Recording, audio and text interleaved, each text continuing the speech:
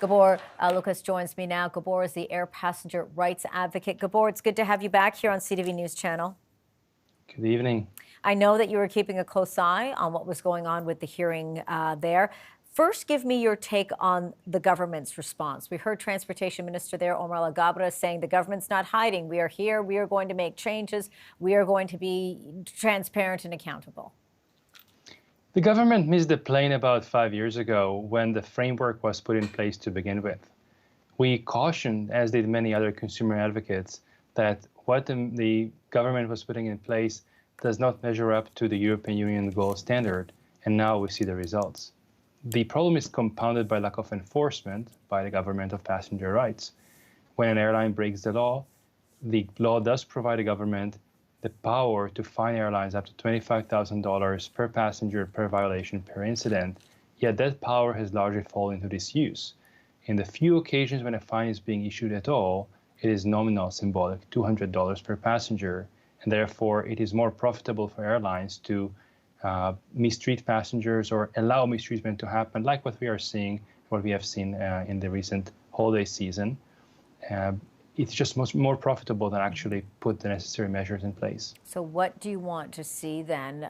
Because we heard from government officials, but of course we heard directly from the airlines who, they're saying that they're apologizing for what's happened here, but they're also saying it's not just us that need to make changes, the government needs to make changes. So on the flip side as well, when you're looking directly at the airlines, and of course WestJet, Sunwing, Air Canada, we're all involved in this mess, really is how we can describe it.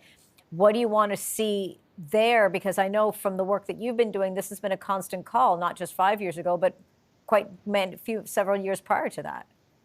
Certainly, there have been calls, and I've been supporting calls for the past 15 years that Canada should harmonize its air passenger protection regime with that of the European Union's gold standard.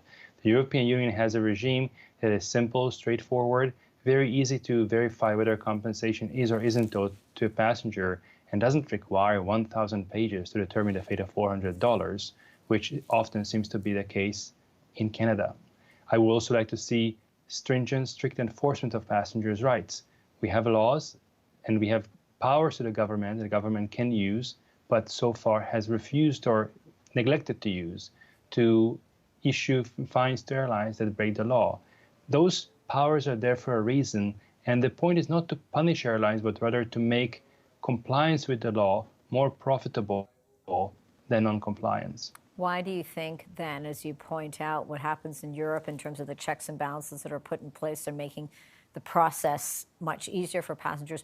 Why something like that, or at least something similar to that, hasn't been implemented here in Canada when, although we dealt with the travel chaos in the summer and of course in the weather chaos just this past holiday season, why that hasn't become a template to consider? That's a question that a number of reporters have been asking the former Minister of Transport, Mr. Margarneau, and the current Minister of Transport, Mr. Al-Gabra, and I haven't heard a really clear answer. Ministers have been saying that this is a Canada-only solution, somehow special to Canada, but the reality is that the European gold standard was put in place for a reason, and it's not just about direct fairness to passengers, but also considerations of societal interest in conserving valuable and scarce quasi-judicial resources.